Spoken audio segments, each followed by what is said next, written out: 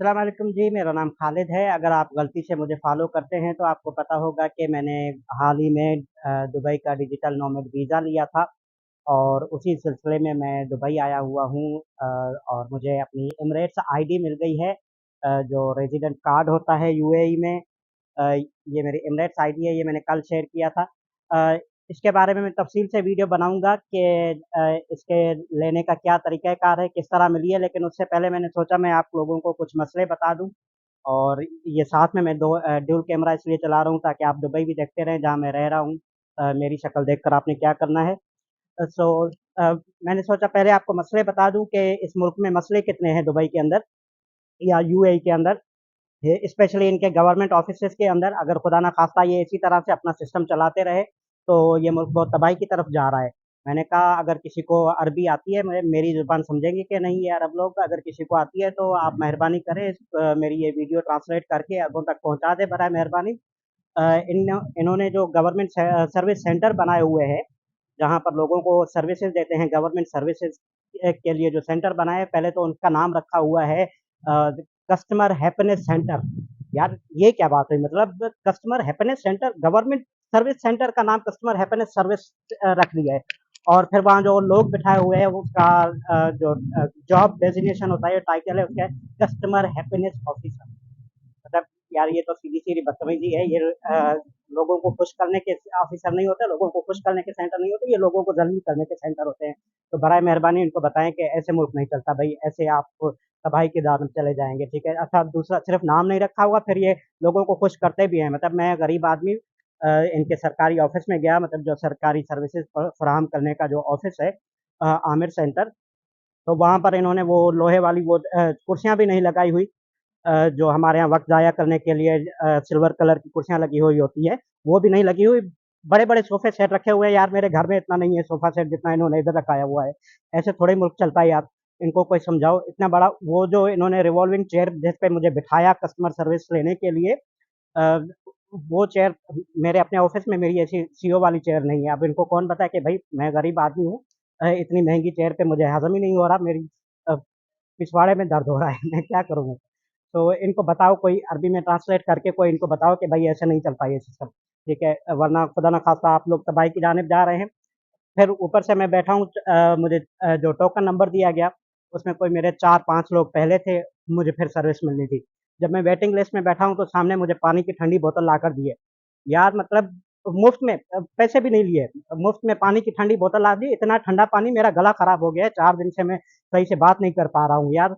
ऐसे कौन करता है सरकारी ऑफ़िस के अंदर, मतलब इनको कोई बताओ, समझाओ इनको कि ऐसे नहीं चलेगा ये मुल्क, वरना तो ज़लील होंगे। भ उल्टा मुझसे पैसे माँगो भई चाय-पानी के। मतलब मैं एक सरकारी ऑफ़िस में आया हूँ, मुझे मेरी आदत है, हमने बचपन से यही देखा है।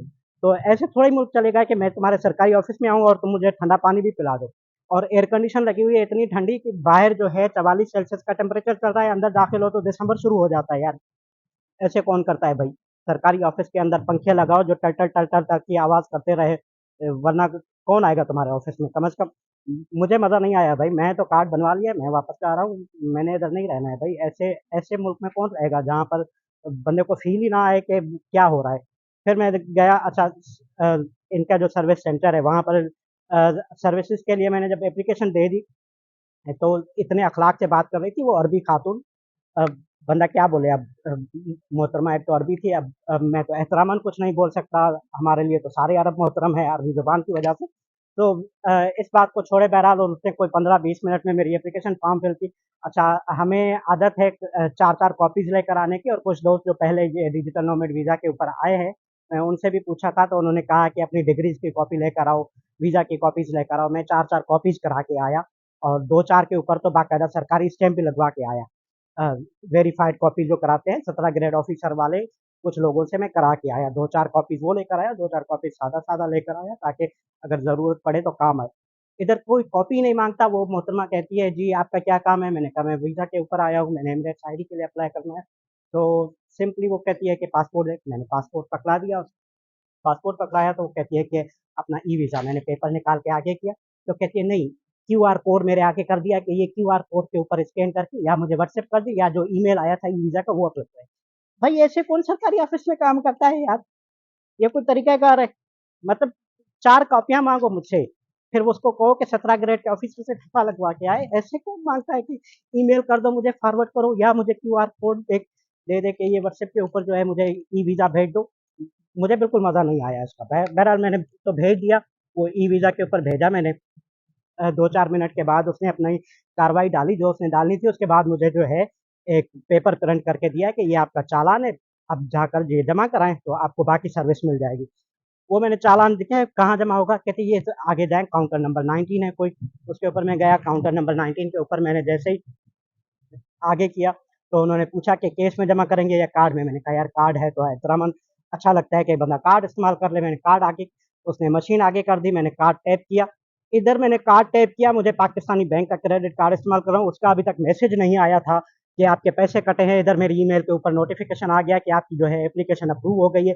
यार मतलब इतना जल्दी कौन काम करता है? खुदा के लिए कोई खुदा का खौफ करो, इतना जल्दी जल्दी काम करोगे तो मुल्क कैसे चलेगा तुम्हारा? खैर, मैं ये वापस लेकर आ गया उसी काउंटर के ऊपर जिस मोहतरमा ने मेरा काम किया था, एप्लीकेशन फिल की थी, उसे दी तो मैंने कहा ये हो गया चालान। कहते ठीक है, आपकी जो अप्रूवल लेटर है और जो मेडिकल से की इन्फॉर्मेशन के लिए एप्लीकेशन फिल हुई है वो आपको ईमेल कर देती हूँ मैं। हैं? कोई प्रिंट ही नहीं दे रहे यार, ये क्या तरीक़ाकार हुआ? मुझसे पैसे लिए, 600 दिरहम लिए, मुझे 2-4 प्रिंट तो दे दो। कोई प्रिंट नहीं दिया मुझे, ईमेल कर दी सारी एप्लीकेशन। खैर वो मैं लेकर चला गया सालिम सेंटर में होता है मेडिकल टेस्ट वगैरह, मेडिकल से टेस्ट, और ये मैं नॉर्मल प्रोसेस कर रहा था, कोई मैंने कोई अर्जेंट एप्लीकेशन नहीं दी हुई। खैर वहाँ गया, वहाँ कोई 1.5-2 घंटा लग गया। मुझसे पहले भी गरीब लोग और बहुत बैठे हुए थे मेरी तरह टेस्ट कराने वाले। टेस्ट करा के वापस आ गए हम। तो अगला प्रोसेस था नेक्स्ट दिन, मुझे इसका लेना था, इकामा लेना था, जैसे रेज़िडेंट परमिट कहा जाता है। रेज़िडेंट परमिट लेने के लिए गया तो वो वाली नहीं, दूसरी मोहतरमा अरबी, वो भी इंतहाई एहतराम से बात कर रही थी। एक तो मैं तो पहली बार इतनी एहतराम से बात करने वाले सरकारी लोग देखे हैं, ऊपर से वो अरबी हैं, तो मैं एहतराम का लेवल से ही नहीं निकल पा रहा। अभी तक तो मैं सकते में हूँ कि मैं कैसे नाम लूँ उनका, क्या करूँ? बहरहाल वो 10 मिनट के अंदर उसने मेरा काम किया। उसने पहले पूछा वही तरीक़ा वारदात, पहले पानी की बोतल लाकर रखी है मेरे सामने, मैंने पानी पिया डर-डर के कि पहले ही मेरा गला खराब है, इतना ठंडा पानी पिला देते हैं सरकारी ऑफ़िस के अंदर। फिर उसने मुझसे पूछा कि क्या चाहिए? मैंने कहा रेज़िडेंट कार्ड चाहिए मुझे, ये मेरा वीज़ा है। उसने कहा पासपोर्ट दे, पासपोर्ट पकड़ाया, मुझे कहा ई-वीज़ा दे। फिर मैंने ई-वीज़ा मैंने कहा प्रिंट दे दूँ, प्रिंट आगे किया, कहते नहीं ये क्यूआर कोड के ऊपर जो है फॉरवर्ड कर दे। वो व्हाट्सएप के ऊपर क्यूआर कोड रखे हुए हैं अपने ऑफ़िस के अंदर उन्होंने, मैंने फॉरवर्ड किया, तो उसने एप्लीकेशन 10 मिनट के अंदर मुझे प्रिंट करके दे दी।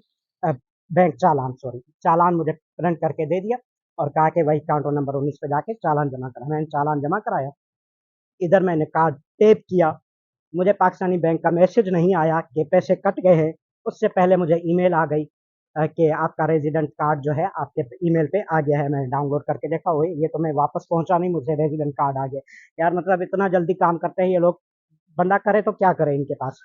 अ, और कोई काम ही नहीं है। खैर ये कार्ड लेकर मैं आ गया। अगले दिन मैंने जाना था बायोमेट्रिक के लिए।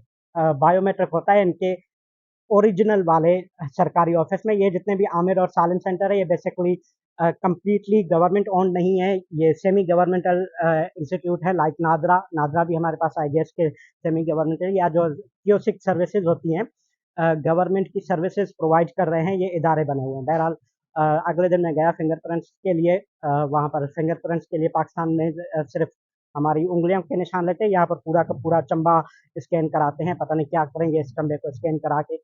बहरहाल वहाँ भी 10-15 मिनट का प्रोसेस हुआ।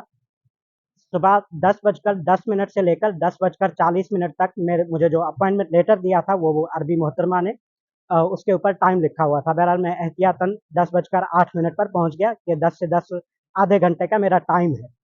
बहरहाल मैं गया तो मुझे टोकन नंबर पकड़ा दिया कि ये टोकन नंबर है, आप वेट करें। मैं वेट किया, 10 मिनट के बजाय 10 बजकर कोई 18 मिनट पे ऊपर मेरा नंबर आ गया, जो उन्होंने मुझे टोकन नंबर पकड़ाया था। जीडीएफआर जो भी गवर्नमेंट का इनका इंस्टीट्यूट है, जहाँ इमिग्रेशन और सिटीज़नशिप की वारदात हो रही होती हैं। वहाँ मुझे टोकन नंबर पकड़ाया गया।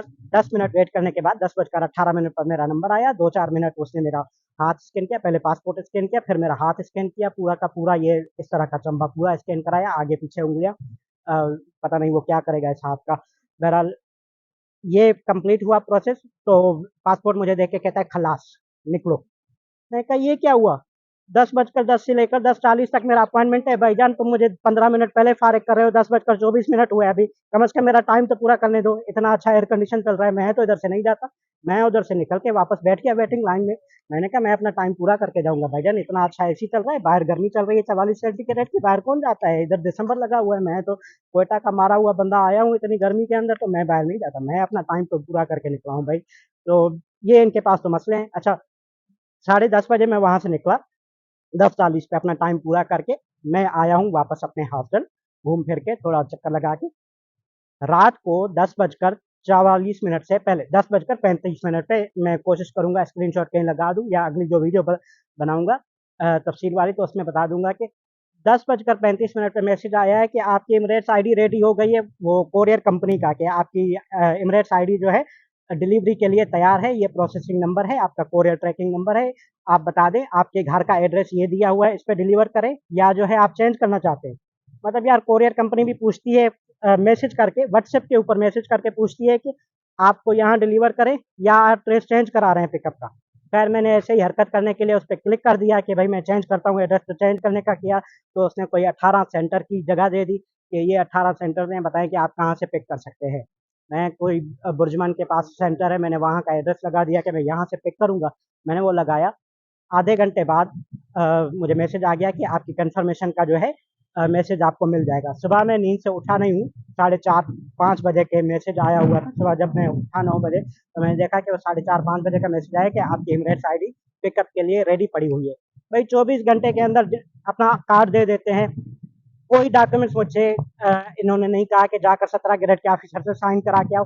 यार ये क्या तरीका कार हुआ, ऐसे कोई थोड़ा ही ना आईडी दे देता है, ऐसे कोई थोड़ा ही ना कार्ड दे देता है यार, कोई 17 ग्रेड के ऑफिसर से नहीं कराते, थोड़ा कम वाले से करा लो, 15 वाले से करा लो, 19 वाले से करा लो, किसी से को साइन करा लो यार।